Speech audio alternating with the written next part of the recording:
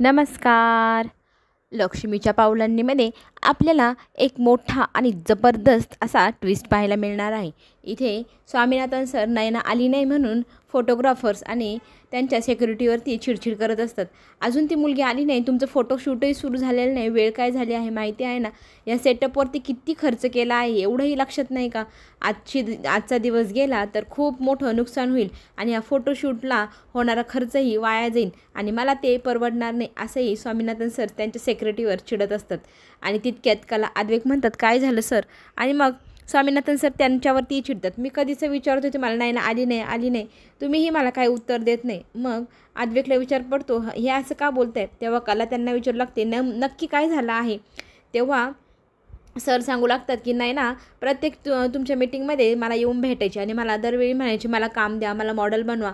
आणि मी तुमच्या चांदेकरांचं नाव खूप मोठं आहे म्हणून मी तिला कुठल्याही प्रकारची टेस्ट न घेता डायरेक्ट फोटोशूटसाठी बोलवलं. मला तरी वाटते माझी सगळ्यात मोठी ती चूकच झाली असावी. आता मला नुकसान भरपाई हवी. तुमच्यामुळे आता एवढं मोठं शूट माझं कॅन्सल होत आहे फक्त तुमच्या चांदेकरांमुळेच. मार्केटमध्ये जर तुमच्या नावाची बदनामी झाली तर माझा त्याच्यात काहीही दोष नसणार. मग कलाच्या लक्षात येतं. कला आद्वेकला बाजूला घेऊन येते. त्याला सांगू लागते, बहुतेक नयनाताईने यांना सांगितलं असावं मी मॉडेल बनेल. मग आद्वेक म्हणतो, याचा अर्थ तुला सगळं माहीत होतं, तू कशी काही तिची बाजू घेत आहे? आणि तुम्ही सगळे खरे कुटुंब कधी खरंच बोलणार नाही का आमच्याशी? नेहमी आम्हाला अंधारात ठेवणार का?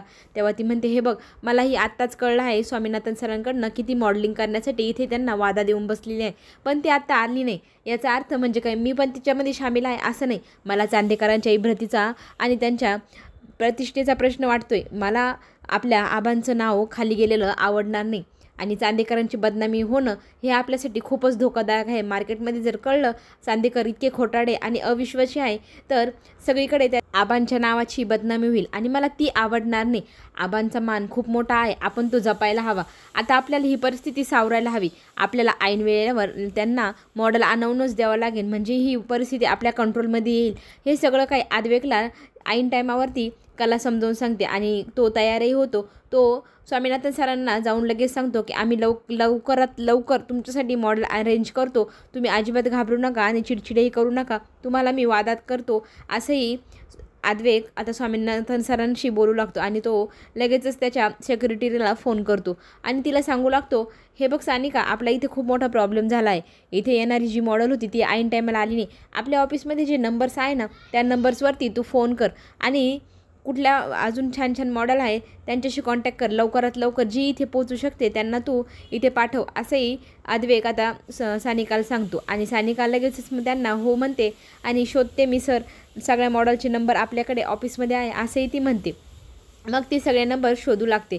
नंबर्समध्ये भरपूर लिस्ट असते, त्यांच्यावरती कॉन्टॅक्ट करते आणि जी पहिले मिळेल तिच्याशी ती सगळ्यात पहिले बोलून पाठवण्याचा प्रयत्नही करू लागते. इकडे स्वामीनाथन सरांशी आद्वेक बोलतो, लवकरात लवकर येतच आहे आमच्या मॉडेल्स. आणि तितक्यात थोड्या वेळातच स्वामीनाथनसमोर 2-3 मॉडेल्स येतात आणि त्यातल्या कोणत्या मॉडेल निवडायच्या स्वामीनाथन सरांना ते सांगू लागतात. 1-2 मुली छान वाटतात, पण मुलं काही स्वामीनाथन सरांना अजिबात आवडलेले नसतात. मॉडेल म्हणून कुठला मुलगा घ्यावा आता असा प्रश्न स्वामीनाथन सरांना पडलेला आहे. ते आता आद्वेकला सांगताय, खरं सांगू का, माझी एक इच्छा आहे, ह्या शूटसाठी तुम्ही मॉडेल म्हणून राहावं. मुलगा मॉडेल नाही आमच्याकडे, पण माझ्या डोक्यात आत्ता इतक्यातच आयडिया आली आहे की आपण तुम्हाला जर ठेवलं तर प्लीज माझ्यासाठी करा ना तुम्ही. मला खूप आवडेल तुम्ही जर माझ्यासाठी ही ॲड शूट केली तर. असंही चांदेकरांना स्वामीनाथन सर विचारू लागले. आद्वेकला विचार पडला काय करावं त्याला सुचेना. पण स्वामीनाथन सरांचा इतका आग्रह आहे, आपलं इतकं मोठं नाव आहे ते वाया नको जायला, असेही ते त्यांना सांगू लागतात. मग कला त्यांना बाजूला घेऊन जाते. आद्वेकला म्हणते, हे बघा, आपल्या आबांसाठी आपल्याला हे करावंच लागेल. आता नकार देता येणारच नाही. आबांचा चेहरा डोळ्यासमोर ठेवा आणि जसं ते सांगतायत तसं करा, नाहीतर आबांच्या नावाचं काय होईल? मग आद्वेक म्हणतो, ठीक आहे, फक्त आबांसाठी मी हे सगळं करणार आहे, नाही तर मला अजिबात इंटरेस्ट नाही हे सगळं करण्यामध्ये, असं आद्वेक बोलत असतो. आद्वेक सुंदर एकदम मस्त कपडे घालून तयार होतो. त्याला हे करताना अजिबात इंटरेस्ट नसतो, पण आता फक्त आबांसाठी त्याला करावं लागत आहे. इकडे रोहिणीने योग्य प्रकारे नयनाची वाट लावलेली आहे. तिला वेगळाच पत्ता दिला आणि वेगळ्याच ठिकाणी पाठवण्याचा प्रयत्न राहुल आणि रोहिणी करत असते. त्या दोघांचा प्लॅन सक्सेस होतो आहे म्हटल्यानंतर त्यांना खूप आनंद होत आहे आणि आद्वेग तोंडावर आपटणार, आपल्या कंपनीचं नाव खराब होणार आणि ते फक्त आणि फक्त नयनामुळं झालं असं आबांना कळल्या आबा तिला आपल्या घरातून असं काढून फेकतील, आपल्या वाटेतला काटाच दूर होईल असं रोहिणीला आणि राहुलला वाटू लागलेलं असतं. इकडे नयना विचार करत असते, आपल्याला जी दुसरी ऑफर आली आहे ती 10 लाखाची आहे, खूप मोठी आहे, पण पैशाचा विचार करावा की स्वामीनाथन सर आपल्या कंपनीमध्ये इतके प्रतिष्ठित आणि चांगले कॉन्ट्रॅक्ट देणारे व्यक्ती आहे, त्यांचा विचार करावा. त्यांनी आपल्याला ऐन टायमाला मदत केली आहे, खूप मोठे कॉन्ट्रॅक्टही दिले आहे, माझ्यामुळे कंपनीचं नाव नको खराब व्हायला, असं जर झालं तर आबा मला पहिले घराच्या बाहेर काढतील असंही नयनाला वाटू लागतं. आणि मग ती लगेच त्यांच्या सेक्रेटरीला फोन करते आणि तिला कळवते की मी थोड्याच वेळात इथे पोहोचत आहे. पण सेक्युरिटी म्हणते आता तुम्हाला वेळ झाला आहे, पण नयना म्हणते नाही नाही मी येत आहे, थोडाच वेळ थांबा, असं म्हणत ती लगेच तिथे जाण्यासाठी घाईघाईने निघते. इकडे सेक्रेटरी लगेच सांगायला जाते स्वामीनाथन सरांना की ती नयना येत आहे, थोडा वेळ वाट पहा. पण स्वामीनाथन सर म्हणतात आत्ता खूप उशीर झाला आहे आणि इथला वेळ संपला, इथला तर आपल्याला खूप मोठं नुकसान भरपाई द्यावं लागेल, त्यापेक्षा ज्या मॉडेल आपल्यासमोर उभ्या आहेत त्यांच्यासोबत फोटोशूट करूया असं म्हणत स्वामीनाथन सर फोटोशूट करू लागतात. इतके छान छान फोटो काढतात आद्वेगसोबत आणि त्या मुलींसोबत. पण काय झालं आहे कुणास ठाऊक, खूप सारे फोटो पाहिल्यानंतरही स्वामीनाथन सरांना त्याच्यात काहीच मज्जा नाही असं वाटू लागतं. त्यातली त्यात फोटोग्राफर येऊन सांगतात, सर तुम्हाला एक सांगू का, आपला जो मॉडेल मुलगा आहे तो इतका सुंदर इतका छान आहे, पण त्याच्यासोबत ज्या मुली आहेत त्या अजिबात मॅच होत नाही त्याला.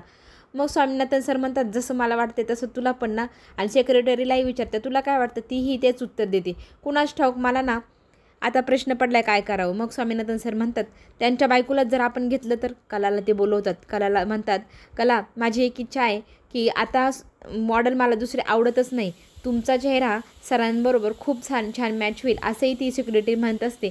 स्वामीनाथन सरही तेच म्हणतात की तुम्ही दोघंजणं मॉडेल बना आणि ह्या दागिन्यांचं शूट करा. आता आद्वेग तिच्याकडे पाहतो, तिला डोळ्यांनी होकार द्यायला सांगत असतो, पण तितक्यात काय कमाल झाली, नयना तिथे येऊन पोचली, छानशी पोच देऊन सरांसमोर उभी असती. सर मी मॉडेल म्हणून आता तयार आहे, मी आलेली आहे. स्वामीनाथन सर तिला म्हणतात तुम्हाला उशीर झाला, मी आता कला मॅडमला विचारलं आहे, पण ती लगेच कलाला सांगते मी आले आहे, मला उशीर झाला आहे, मला मान्य आहे. आद्वेगलाही म्हणते प्लीज सांग ना यांना मला घ्यायला. आद्वेग म्हणतो तुझ्या मूर्खपणामुळे मला इथे मॉडेल म्हणून उभे राहावं लागलं, आपल्या चांदेकरांचं नाव बदनाम होता राहिलं आणि आता तू पुन्हा इथे सीन क्रिएट करायला आली आहेस. मला तुझा खूप राग येत आहे, आता फक्त आबांसाठी मी इथे मॉडेल झालो, तुझ्या चुकीमुळे इथे मी अडकलेलो आहे. पण ती त्याच्यासमोर गायावाया करते, माझ्या लहानपणीचं स्वप्न आहे मॉडेल बनण्याचं, मी त्यांना धोका देण्याच्या विचारात नव्हते, मला उशीर झाला, प्लीज मी आता आले आहे, त्यांना सांग ना. मग स्वामीनाथन सरांशी बोलायला आद्वेग जातो आणि त्यांना तो तयारही करतो. ते म्हणतात ठीक आहे, फक्त तुम्ही सांगताय, नाही तर मला असे इररिस्पॉन्सिबल असे व्यक्ती अजिबात आवडत नाही जे वेळ देऊन वेळेत येत नाही, फक्त तुम्ही म्हणताय म्हणून मी हिला मॉडेल म्हणून घ्यायला तयार आहे. असं सांगितल्यानंतर नयना छान छान फोटो शूट करायला तयार असते, खूप दागिने घालते, छान पोज देते. आद्वेग चिंतीची जोडी त्या क्षणाला इतकी सुंदर दिसतात, ते इतके छान छान फोटो ते दोघंजणं क्लिक करत असतात. त्यांच्या चेहऱ्यावरचा तो आनंद, ती स्माईल, ते सगळं पाहण्याजोगं असतं. ते दागिने इतके सूट होत असतात दोघांना, खूप सुंदर दिसत असतात.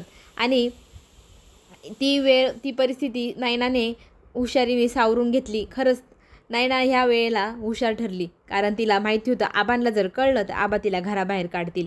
इकडे स्वामीनाथन सरही खूप खुश आहे, फोटोशूट लेट झालं, टेन्शन झालं, पण खरंच आद्वेग तुझ्यामुळे ह्या फोटोशूटला 4 चांद लागले आणि मी तुमच्यावर खूप खुश आहे असे आद्वेगचं कौतुक करताना स्वामीनाथन सर त्याचे कौतुकाचे बोल सांगत असतात. कलालाही सांगत असतात तुम्ही खूप छान छान आयडिया दिल्या, त्यामुळे फोटोशूटमध्ये अजून 4 चांद लागले, तेही तुमच्यामुळेच. खरंच तुम्ही दोघांनी जे फोटोशूटला मदत केली आहे ते आम्ही कधीही विसरणार नाही असंही स्वामीनाथन सर म्हणतात. पुढे जे काय होईल ते पाहणं खूपच रंजक ठरणार, ते पाहण्यासाठी आपण पुन्हा भेटू. चॅनलला नक्की सबस्क्राईब करा, म्हणजे नवनवीन व्हिडिओ तुमच्यापर्यंत आम्ही लवकरात लवकर पोहोचवू. चला तर मग पुन्हा भेटू, धन्यवाद.